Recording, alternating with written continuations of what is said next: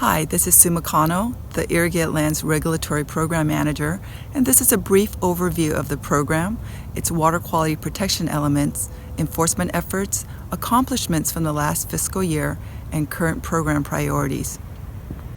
The Central Valley Water Board has the largest irrigated lands program in the state, with approximately 7 million acres and 35,000 operations.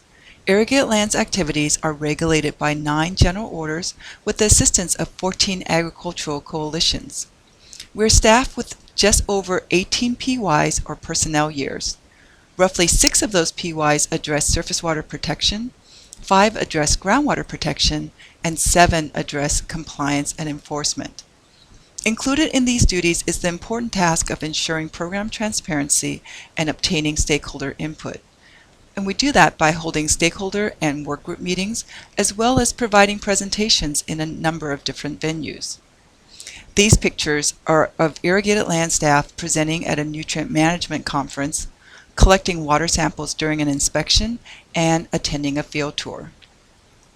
Since 2004, the Irrigated Lands Program has collected over 280,000 analytical results to assess surface water quality. About 7% of the results have exceeded trigger limits. The largest category of exceedances are for physical parameters such as electrical conductivity or dissolved oxygen. The second largest category of exceedances are for pesticides, followed by metals, E. coli, and toxicity. Identified water quality problems are addressed by the development of management plans. The most direct measure of our program's environmental benefit is the number of surface water management plans that have been completed. Management plans are completed when water quality triggers are met for 3 years, or if it can be shown that irrigated agriculture did not cause or contribute to the exceedance. This figure shows management plan completions since initiation of the effort in 2008. So far, 166 plans have been completed, or about 20% of the total management plans in the region.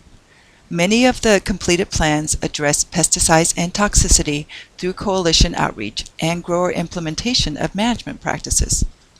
Sediment ponds and vegetative filters are some of the practices implemented to complete management plans. Groundwater protection is a newer and extremely crucial element of the Irrigated Lands Program. Coalitions develop groundwater quality management plans to address high vulnerability areas, where groundwater has either already been impacted or is vulnerable to impact. This figure shows the high vulnerability areas in our region, highlighted in brown.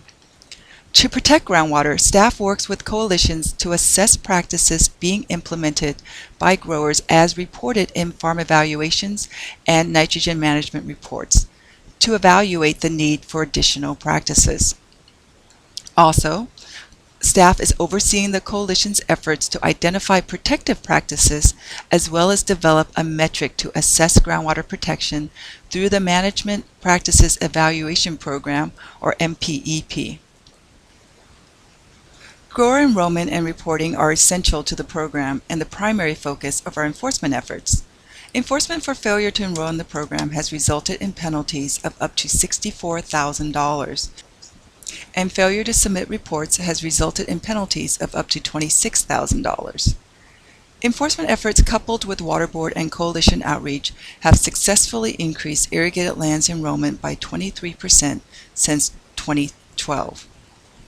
Much was accomplished during the last fiscal year, including the review and approval of groundwater high vulnerability areas, a process to calculate nitrogen removed from crop yield, and templates for reporting nitrogen management and controlling sediment discharge. Last fiscal year, enforcement was focused on grower non-enrollment and foothill areas with significant pasture to orchard conversions. Also, irrigated land staff conducted over 3,000 inspections, mostly to assess whether operations needed to enroll. In conclusion, staff will continue to prioritize the enforcement, groundwater, and surface water protection elements discussed earlier, with an emphasis on nitrogen management. This concludes the Irrigated Lands overview. Next, you'll hear from the East San Joaquin Coalition on the successful implementation of their surface water quality management plan.